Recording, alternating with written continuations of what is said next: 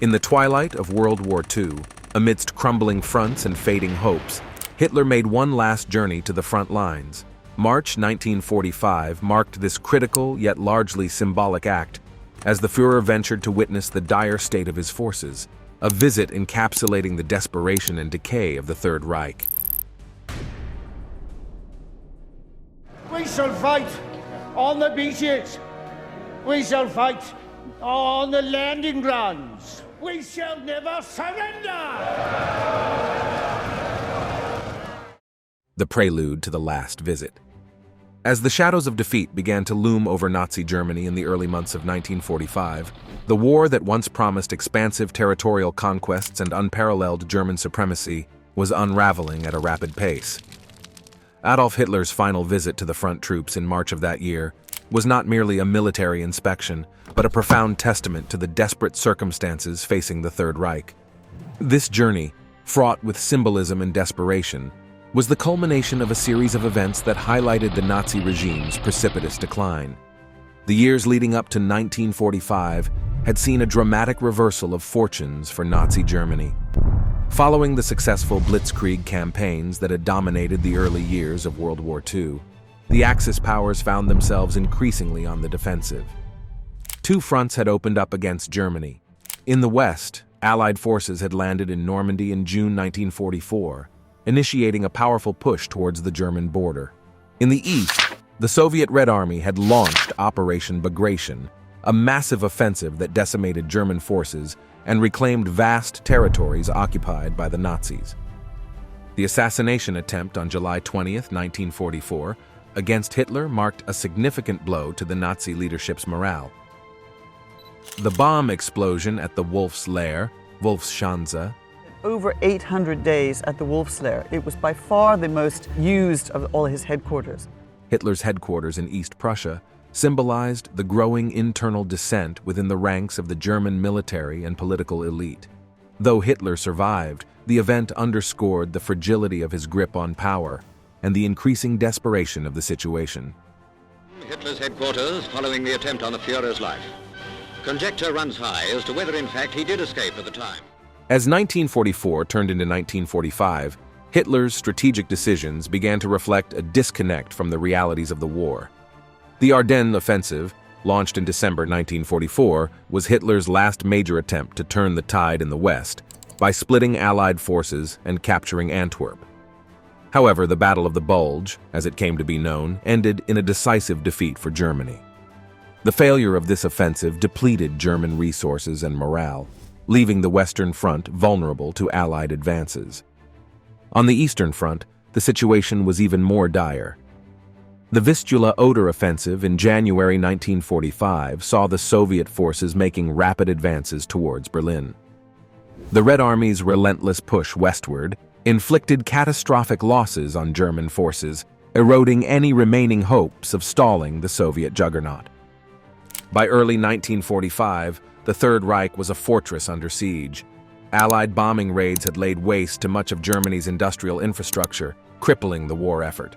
The home front was in disarray, with the civilian population facing the horrors of war firsthand, cities reduced to rubble, food shortages, and the constant threat of air raids. In this context, Hitler's health and mental state had significantly deteriorated. Once a charismatic orator capable of galvanizing millions, the Führer's public appearances had become rare. His directives, increasingly detached from military realities, sowed confusion and dissent among his generals. The failed Ardennes offensive had been a gamble that drained precious resources, leaving the German military ill-prepared to face the twin assaults from the east and west. Against this backdrop, Hitler's decision to visit the front lines in March 1945 was a poignant indication of the Third Reich's desperation. It was an attempt to shore up the morale of his beleaguered troops and to portray a semblance of leadership and control amidst the chaos. However, more than anything, it served as a stark symbol of the Nazi regime's impending collapse. The visit was meticulously planned to avoid any threat to Hitler's safety. SS patrols secured the route, and the meeting with frontline commanders was shrouded in secrecy. Yet the visit could do little to change the course of the war. The commanders Hitler met were well aware of the grim situation and the impossibility of halting the Allied and Soviet advances. The crisis of March 1945, a detailed context. By March 1945, the Third Reich was teetering on the brink of collapse. The military and political situation facing Nazi Germany was dire, with the Allies closing in from the west and the Soviet juggernaut unstoppable in the east. This chapter delves into the profound crisis that enveloped Germany, setting the stage for Hitler's last visit to the front troops. The Eastern Front had become the site of the Wehrmacht's most devastating defeats. Following the colossal failure of Operation Barbarossa, the German invasion of the Soviet Union, the Red Army had not only repelled the invaders, but also launched a series of counteroffensives that steadily pushed the Germans back. By early 1945, the Soviet forces had launched the Vistula-Oder offensive, swiftly breaking through German defensive lines and advancing towards Berlin. The speed and ferocity of the Soviet advance left the German Eastern Front in disarray, with entire army groups being encircled and annihilated. In the West, the situation was hardly better for Germany. Following the successful D-Day landings in Normandy in June 1944, the Allied forces had made significant inroads into German-occupied territory. The failure of the Ardennes offensive in December 1944 had left the Western Front vulnerable. By March 1945, the Allies were poised to cross the Rhine, one of the last major natural barriers protecting the heartland of Germany. The Allied advance was characterized by a combination of air superiority and mechanized ground forces, which proved overwhelming for the depleted and demoralized German troops. The German home front was in a state of siege. Allied bombing raids had targeted industrial facilities, transportation networks, and urban centers, causing widespread destruction and civilian casualties. The morale of the German population was at an all-time low, with shortages of food, fuel, and basic necessities becoming increasingly acute. The relentless Allied bombing campaign had also served to undermine faith in the Nazi regime's ability to protect its citizens. Leadership played a crucial role in the unfolding crisis, with Hitler's decision-making increasingly erratic and detached from reality. His insistence on holding onto territory at all costs, refusal to allow strategic withdrawals, and obsession with offensive operations that the Wehrmacht could no longer sustain contributed significantly to the military's dire situation. Hitler's health, both physical and mental, was in decline, affecting his ability to lead. Meanwhile, infighting among Nazi officials and military commanders further exacerbated the chaos, with no clear strategy to stem the tide of defeat. By March 1945, the German military was a shadow of its former self. Years of war had depleted its ranks, with experienced officers and soldiers lost in combat. The new recruits, many of them teenagers, or elderly men, were poorly trained and ill-equipped to face the seasoned Allied and Soviet forces. The Luftwaffe had lost control of the skies, and the once dominant panzer divisions were struggling to field operational tanks. The situation was made worse by a critical shortage of fuel and ammunition, limiting the German military's operational capabilities. In response to the encroaching crisis, Hitler's strategies oscillated between delusional optimism and fatalistic despair. Propaganda efforts were ramped up in a bid to maintain public support for the war, with Joseph Goebbels, the Reich Minister of Propaganda, leading the charge. However, the reality on the ground could not be obscured. Hitler's directives, often issued from his bunker in Berlin, were increasingly disconnected from the tactical and strategic realities faced by his commanders. Hitler's decision to visit the front troops in March 1945 was emblematic of the crisis engulfing the Reich. It was an attempt to rally the troops and project an image of steadfast leadership in the face of overwhelming adversity. However, the visit could do little to alter the course of the war. The German military was in retreat on all fronts, and the civilian population was suffering under the weight of continuous bombing and the dread of impending defeat. The journey to the front. Planning and purpose. In March 1945, as the Third Reich faced imminent collapse, Adolf Hitler embarked on what would be his final visit to the front troops. This chapter explores the motivations driving this visit, and the intricate logistics involved in making it happen, revealing the complexities and challenges of orchestrating such a trip during the waning days of the war. The primary motivation behind Hitler's visit was to bolster the morale of the Wehrmacht, which was rapidly deteriorating under the relentless advance of Allied and Soviet forces. The German military, beleaguered and facing defeat on all fronts, was in desperate need of inspiration and reassurance from their Führer. Hitler, whose public appearances had become increasingly rare due to his declining health and the precarious security situation, aimed to project an image of steadfast leadership and resolve. Another significant motivation was the propaganda value of the visit. The Nazi propaganda machine, led by Joseph Goebbels, sought to capitalize on Hitler's presence at the front to inspire the German people and soldiers alike. By showcasing the Führer's direct involvement and concern for the frontline soldiers, the regime aimed to strengthen the resolve of the German population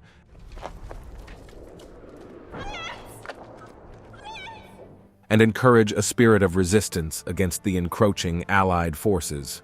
Organizing Hitler's visit to the front in March 1945 was a logistical nightmare. The deteriorating security situation, coupled with the constant threat of Allied and Soviet air attacks, made travel exceptionally risky. The route to the front had to be carefully planned to avoid areas heavily targeted by enemy bombers and fighters. Additionally, the visit required absolute secrecy to prevent the Allies or Soviets from learning of Hitler's movements, which could have made him a direct target. The SS and the Wehrmacht were tasked with securing the route and the area where the meeting with the frontline commanders would take place. This involved deploying additional troops to guard against potential attacks and conducting reconnaissance to ensure the safety of the Führer. The location chosen for the visit had to be strategically defensible, yet accessible enough to allow for a swift return to Berlin if necessary. The convoy that transported Hitler and his entourage to the front was a testament to the desperate times. Given the fuel shortages and the need for discretion, the convoy was smaller than it might have been earlier in the war. Specialized vehicles, including armored cars and support vehicles, were assembled to ensure the safety and comfort of the Führer and his close advisors. The journey itself was fraught with tension. Every precaution was taken to avoid detection by enemy forces, with radio silence maintained throughout the trip. The convoy moved at speed, often under the cover of darkness, to further reduce the risk of an attack. The soldiers and SS personnel involved in the operation were acutely aware of the significance of their mission and the potential consequences of any failure. Upon arriving at the front, Hitler's interactions with the troops were carefully choreographed to maximize their morale-boosting effect. The soldiers selected to meet Hitler were chosen for their loyalty and combat achievements, presenting an image of unwavering dedication to the Nazi cause. Hitler's speech to the troops, emphasizing resilience and the importance of defending the fatherland, was intended to rekindle their fighting spirit. However, the reality of the situation could not be entirely masked. The weariness and disillusionment of the soldiers were palpable, a stark contrast to the propaganda images of an invincible German army. Despite the efforts to present a facade of confidence and control, the grim realities of the war permeated the proceedings. The return journey to Berlin was undertaken with the same level of caution and secrecy as the outward trip. The visit, while serving its intended purposes of morale boosting and propaganda, also underscored the dire situation facing the Third Reich. Hitler's brief foray to the front was a symbolic gesture, unable to alter the course of the war but significant in its demonstration of the regime's desperation. The meeting with the Vistula Army Group. In the fraught atmosphere of March 1945, as the Third Reich teetered on the brink of collapse, Adolf Hitler's final visit to the front lines brought him face to face with the commanders of the Vistula Army Group. This meeting, laden with desperation and the heavy burden of impending defeat, was emblematic of the Nazi regime's last-ditch efforts to rally its forces against the inexorable advance of the Allies and the Soviet Union. The meeting took place under the strictest security measures in a carefully selected location near the front lines, but shielded from immediate danger. The area was heavily guarded by SS troops, ensuring the Führer's safety. The chosen setting was austere, reflecting the grim reality of Germany's war situation, with makeshift arrangements in a bunker or command post, far removed from the grandeur of earlier military conferences. Hitler's arrival was met with mixed emotions by the assembled officers. Respect for the chain of command coexisted with an undercurrent of disillusionment and concern over the Führer's ability to grasp the direness of the situation. Hitler, visibly aged and physically diminished, still commanded a certain presence, and his arrival was designed to be a morale-boosting spectacle for the troops. The meeting commenced with reports from the commanders of the Vistula Army Group. These officers, battle-hardened and intimately aware of the reality on the ground, presented a stark picture of the situation facing the German forces. They spoke of overwhelming Soviet advances, critical shortages of manpower and material, and the collapse of defensive lines that had once been thought impregnable. Hitler listened, interjecting occasionally with questions or directives. His responses often betrayed a detachment from the operational realities, clinging to strategic fantasies of counteroffensives and miraculous turnarounds. Despite the evidence of impending collapse, he insisted on holding positions and even reclaiming lost territory, an approach increasingly disconnected from the pragmatic considerations of his military leaders. The tactical discussions at the meeting centered on the defense of the remaining German territory, particularly the approaches to Berlin and the Oder River line.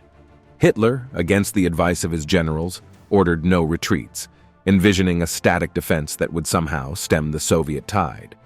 He spoke of new weapons and reinforcements that would soon turn the tide of the war, despite the clear evidence that such resources were either non-existent or too little, too late. Part of the meeting's purpose was to serve the Nazi propaganda machine. Photographers and cameramen, carefully positioned to capture Hitler in a commanding light, documented the event. These images, showing the Führer engaged with his generals and supposedly taking charge of the situation, were intended for dissemination to the German public as evidence of unyielding resolve. Behind the veneer of confidence and determination, there was a palpable sense of desperation. Some generals attempted to convey the gravity of the situation more forcefully, hoping to penetrate Hitler's increasingly delusional optimism. Their reports highlighted the impossibility of continuing to fight on multiple fronts with dwindling resources and the catastrophic consequences of failing to organize a strategic withdrawal. The meeting concluded with Hitler reiterating his refusal to contemplate retreat or surrender. He issued orders for continued resistance and counterattacks, oblivious or indifferent to their impracticality. The commanders were left with directives that many knew could not be fulfilled, tasked with executing a strategy divorced from the harsh realities of the war.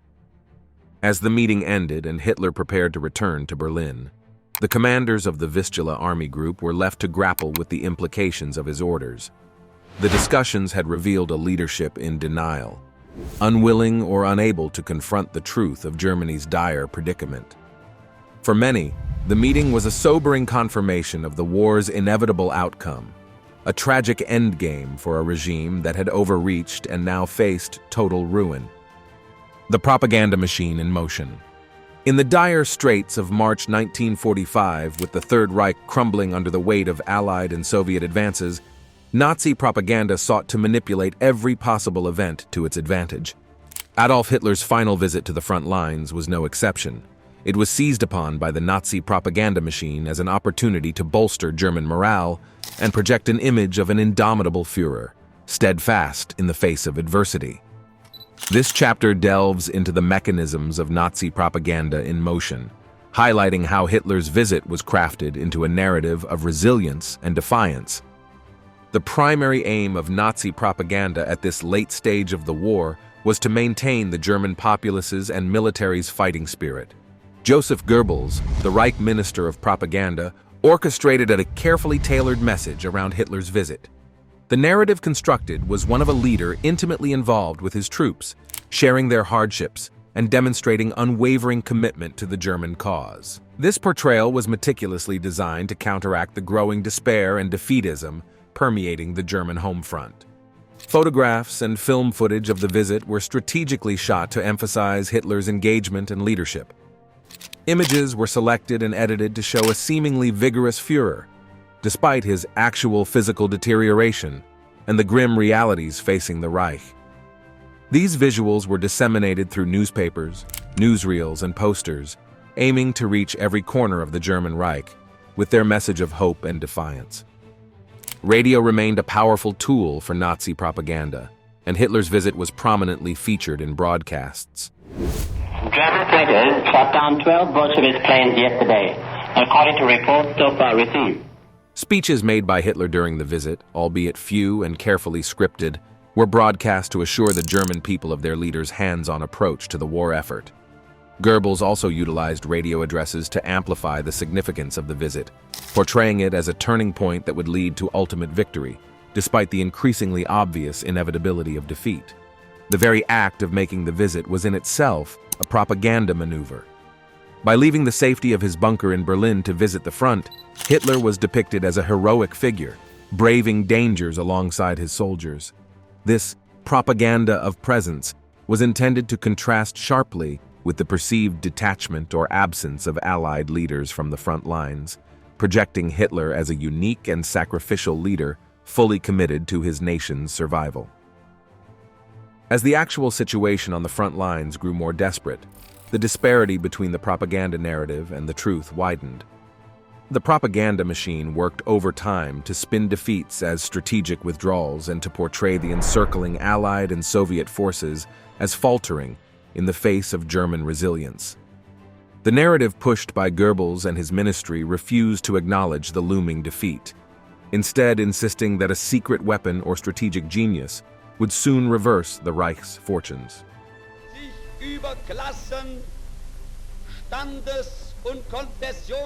The effectiveness of this late-stage propaganda was mixed. While some Germans clung to the hope offered by the regime's messaging, many others saw through the facade. The relentless bombing of German cities, the loss of loved ones, and the scarcity of food and basic necessities made the propaganda increasingly implausible. Yet, for a regime that had built its power on the manipulation of truth, admitting defeat was never an option, and the propaganda machine continued its work until the very end. The international lens, perceptions, and reactions to the Führer's final frontline foray. As Adolf Hitler made his last visit to the front lines in March 1945, the world was watching. The international community, comprising both Axis and Allied powers, had its eyes fixed on the crumbling edifice of Nazi Germany. This chapter delves into the varied perceptions and reactions to Hitler's final attempt to rally his troops, set against the backdrop of a world anticipating the end of the most devastating conflict in human history. For the Allies, Hitler's visit to the front was seen through the lens of intelligence reports and psychological warfare analysis. Allied intelligence services, having cracked German codes and intercepted communications, often had detailed information about Nazi military movements and morale. Hitler's visit, therefore, was interpreted as a sign of desperation, a leader trying to shore up the crumbling morale of his forces and maintain a facade of control. This perception was utilized in Allied propaganda, painting the visit as the last gasp of a dying regime. Within the Axis powers, reactions were mixed.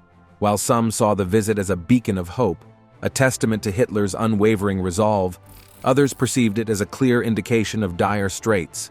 For neutral countries, the event was a further signal that the tide of war had turned decisively against the Axis.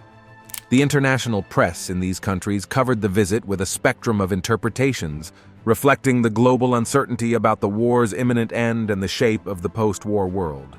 German expatriates and émigrés, many of whom had fled Nazi persecution, followed the developments closely. For these observers, Hitler's visit was a symbol of the regime's desperation and impending downfall.